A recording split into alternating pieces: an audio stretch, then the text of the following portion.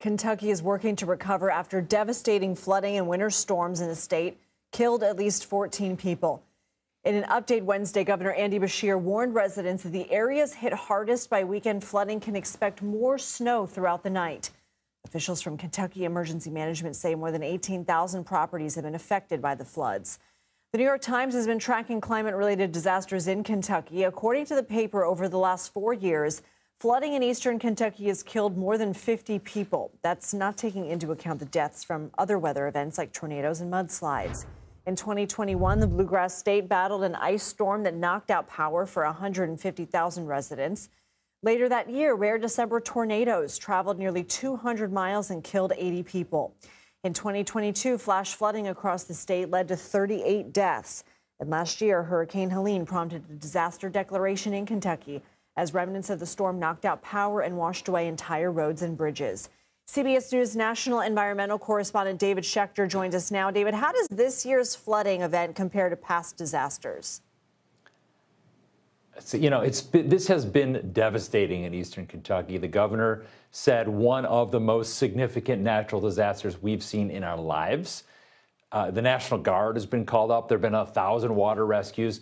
Comparing 2022, which is this other terrible storm, to today, this one more widespread. So the impacts vary from place to place, but there are a lot of impacts. That 2022 storm was more intense and it was more destructive. There was more rain, but it was a little bit more localized. But overall, what we see here is consistent with climate change. When you have a warmer atmosphere, that warmer atmosphere can hold more water. And that leads to more extreme rainfall happening in a shorter period of time. So when we get these storms, they are now more intense than they used to be. Are tornadoes hitting the state also attributable to climate change? Tornadoes are a little harder to say. So, we have incredible ability in this country to track all of our weather. We've got weather stations all over the place. We know about storms. We know about moisture and all that stuff. Tornadoes very hard because you have to be there right when it touches down in order to collect the information. You have to know where it is, so they're pretty wily. And so we know a lot less about tornadoes, but some studies are showing that Tornado Alley may be shifting a little to the east.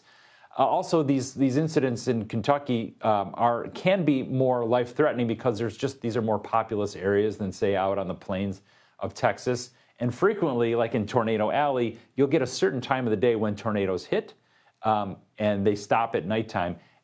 More towards the east, you can get these nighttime tornadoes, which are much more terrifying, and more people are home. It seems like maybe moving out of flood-prone areas might be a solution. Is Kentucky looking into that? Yeah, Governor Beshear did suggest a plan to build new communities on higher land in response to the floods in 2022. In 2023, the state did receive almost $300 million from the Department of Housing and Urban Development. But a lot of local groups, especially communities where higher ground isn't available, criticize the plan, saying it focuses too much on relocation, not enough on other adaptations. The truth of the matter is, or adds to the story, is that people rarely want to leave their communities. It's very difficult to talk about this idea, which they call managed retreat, to move your community somewhere else. Communities just don't want to do this. It's very challenging. It's sort of like a lightning rod in local government, for sure. They would essentially be climate refugees, right? That's right. That's right. All right, David Schechter, thank you.